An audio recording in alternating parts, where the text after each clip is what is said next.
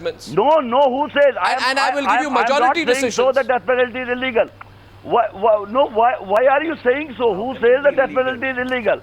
So far, death penalty in India is the not legality. illegal. No, you are saying legality and constitutionality of death sentence have been challenged many times. I am saying it's a challenge and a settled issue. I am not on that. It's a settled issue. No. I don't know what you listen.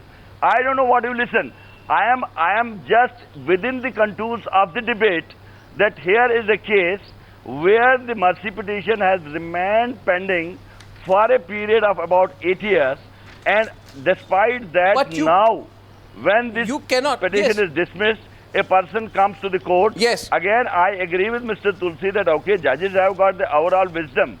They have got overall wisdom to decide the things. But I can say that, yes, there are judgments of the Supreme Court itself, of the larger benches. This is so ironical. They have said this brooding horror cannot be kept on the people for a long time. Sir, this is so ironical. This is so ironical that you are trying to misinterpret what the court is saying. This is so ironical that you are trying to misinterpret what the court is saying. I am not. What the court is saying. Please be responsible. Sir, I am totally responsible. I am not. Sir, you are misinterpreting. You are not. You are not. The problem is I am telling you, I am not misinterpreting. You need to differentiate between the ratio of a judgment and the comments made during a judgment. The law as it stands today, it's a settled law that the capital punishment is a very valid, legal and a constitutional procedure followed by the Indian jurisprudence. So for you to say that it is illegal is a figment of your imagination. Kindly quote a law as per the IPC, CRPC or the Constitution as it stands amended if it is termed as illegal. You cannot keep a man. If you have to hang a person, you set right your system. You got to set right your system. Then in that case, we probably need to bring in amendments to sort out the issue of timing for clemency. No, you see, the question is this. No, Mahesh Jetpalai what are you talking, Mr. Mahesh Jetpalani? No, that's not Mahesh Jetpalai. That's Rahul Narvekar. You are on record. Your chief justices are on record that you have got less number of courts. You cannot dispose of the cases. Now, on that, whatever the mercy petitions are, I think the court in its wisdom. The court in its wisdom has made observations. The court says, and I'm quoting now, before killing the victims, these terrorists, do not think even for a second about the parents, wives, children, and other near and dear ones of the victims. These are people from Professor Hargopal or Sudha Ramalingam are not talking. The families of those killed suffer the agony for their entire life. Listen to me, Sudha Ramalingam. Please, that is not point in issue. Listen to me, Mr. Ramalingam. I think if I correctly understand, this is not point in issue.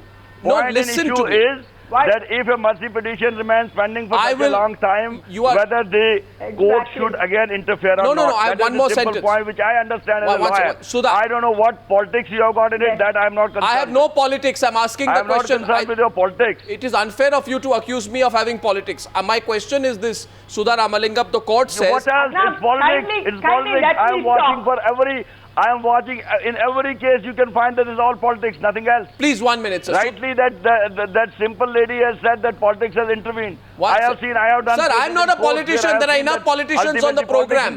Please, Sudha Ramalingam, the court says it is paradoxical that the people who do not show any mercy and compassion for others plead mercy and project delay in the disposal of the petition as a ground for commutation of the sentence of death. Many others joined the bandwagon to espouse the causes of terrorists involved in gruesome killing and mass murder of innocent civilians and raise the bogey of human rights. This is what the Supreme Court has said today. It has demolished the argument of human rights groups.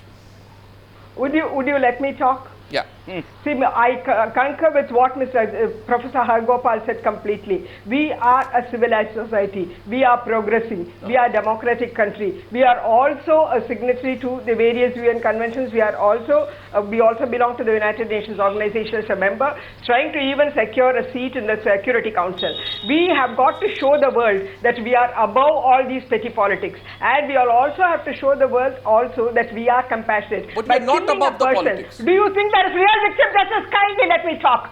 There can be no justice with a concept of eye for an eye and a tooth for a tooth. What you will have to do is, it is very well established that there is no deterrence by killing anyone. What you will have to do is ensure that there is reformation as far as the convict is concerned, or as far as accused is concerned, and also there is real victim justice done. We are not here to propagate any terrorist activities. We always sympathize with anyone who is dead, including these people. So we do not want any bloodshed. We do not want anyone to die. I can just imagine the United States of America trying to reform Osama bin Laden. That's exactly what she's trying to convey. That's exactly what you're trying to convey. Can you imagine United States of America arresting Osama bin Laden and trying to reform him? That's when you call acting tough, and that's how you control terrorism. Not by dealing with them with kid gloves. It's very easy for you to say. Please ask someone who's lost a dear and dear one under terrorist attack. I want KTS Tulsi, because he has to go. Before he goes, KTS Tulsi, I want you to respond to that argument put by the Shiv Sena member of parliament and head of their legal cell. Please respond. He says you cannot reform Osama bin Laden. America couldn't do that. We shouldn't dream of doing so either. Your response before I let you go, Mr. Tulsi. The question is that if it was such a serious case, why did the government, why did the president take 8 years to decide the mercy petition of this gentleman? So the problem is with the system, not with the law. Why should I suffer for politics? If the government is responsible for that politics, how can a person's life be taken away for other people's faults? His life can't be taken away. His life can't be mortgaged. Sir, he has been held guilty by not one court, by 3 courts. He's not being sent to the gallows for nothing. No, but you He's can't been held guilty. You can't say give him pardon because there's some fault with the system of justice dispensation. According to the law of the Supreme Court, within 3 months the mercy petition required to be decided. If not 3 months, let it be 6 months. Let it be 1 year. Let it be 2 years. Can 8 years by any stretch of imagination? So the problem is the politics. How can I be? Problem is the politics. How can your or my life be held hostage to politics? But there is politics, Mr. Tulsi. I know the Shiromani Akali Dal representative Maheshindra Singh Grewal will not like my saying it. But the fact is, Mr. Grewal, be it the Bhullar case or the Rajwana case, you, as in your party and your group, have repeatedly politicized the death penalty in India. Even today, Mr. Grewal, you show complete disregard for the law of the land by saying, instead of going by legal and technical grounds, the sentiments of the community and humanity should have been taken into consideration. That is what P.S. Chandu Majra of your party is saying. You want to emotionally exploit cases like that of Bhullar and then derive political advantage out of it. Am I wrong, Mr. Grewal? Fellow, I think you are perfectly wrong here saying all this thing. In thinking the case of Mr. Devinder Singh Bhullar, I don't go into the merits or demerits of today's judgment. But I want to bring to your notice 3 important things which deserve to be considered. First, Mr. Bhullar was not active participant in the alleged occurrence. The allegations against Mr. Bhullar are that he supplied some material to Mr. Daya Singh Lahoria, who then exploded the bomb. While Mr. Lahoria has been acquitted by the court.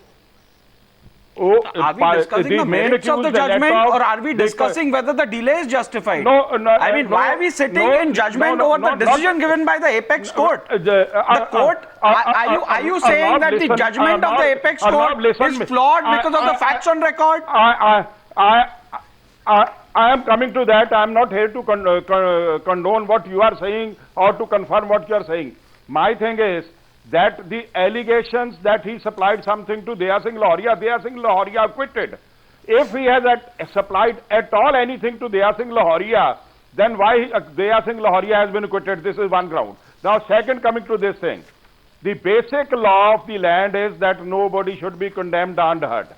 The President of India, while decide, the President of India, the President of India, while deciding his mercy petition, has never given him opportunity of being heard before taking decision that his mercy petition is being rejected. Sir, it's a due process. Third point. No. Where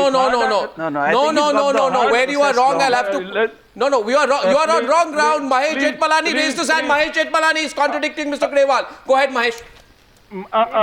let him whenever he wants. In the celebrated case of Kehar Singh, which is the assassination of Mrs. Gandhi, one of the conspirators to assassinate Mrs. Gandhi, a similar plea was raised. I was one of the lawyers assisting my father for Kehar Singh's case. This argument was put forward that a convict for a death sentence should have a right to be heard by the president before his mercy petition is decided, and it has been rejected by all the 5 judges of that bench. So that point no longer exists. There is no right to be heard anymore. Just one very important point. It is no doubt that delay in disposal of mercy petitions is dehumanizing for the convict. But there are two things. There are two things. One is Mr. Jethmalani, let's just listen me. You are interfering in my saying. Yes. Just listen me. After the hanging of Kehar Singh, your respected father gave a press statement that hanging Kehar Singh amounts to murder of judicial system. Is it not right? But then, if it was right, then what did he said that? My son, he didn't say that. You're quite wrong since you've asked me this question. Let me answer. He said that the evidence. He said that. Yes. I am cutting off the papers. You can check from your father.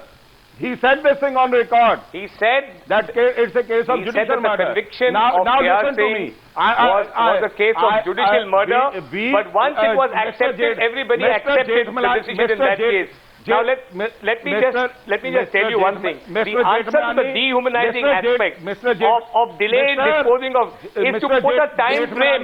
Mr. Jethmalani, listen to him. He's not taking your argument. Mr. Jethmalani, I allow him again because Mr. Grewal is not convinced with your argument. With great respect, Mr. Jethmalani, please listen to him. I'll come back to you. Right after that, let's keep the debate totally balanced. Mr. Grewal is not buying your argument. He quotes your father to say that there has been a change of position in this case. You clarify, but he's not arguing with that. He's not accepting that, I'm sorry. Yes, Mr. Grewal, complete your argument. See, the basic thing is, Shiromani Akali Dal has a faith in the system. We don't deny it. We are not for the killings of the people. But let me tell you that there is a difference between reality and perception. Sir, I'm sorry. The community today has a perception. Sir, I'm sorry. I have to question you there. I have to question you there. Just listen me. Now Mr. Jethmalani has raised his hand. Killed on the streets of on the streets of Delhi. None of the guilty has been even taken care of till date. And in one case, you are just pursuing it to a thing that which causes more problem than a solution. I tell you, there is a feeling, undercurrent, that on eve of the Khalsa birth, the community got this gift from the Sir, don't communalize it. Don't communalize it. Don't politicize it. Don't communalize it. Don't politicize it, Mr. Grewal. You know, I'll tell you one thing. You are forcing me to say this, Mr. Grewal. 1 minute. Mr. Grewal, consider Mr. Grewal with great respect. Allow me, Mr. Grewal. Allow me, Mr. Grewal. I tell you, you last. Just listen. You listen to me, Mr. Grewal.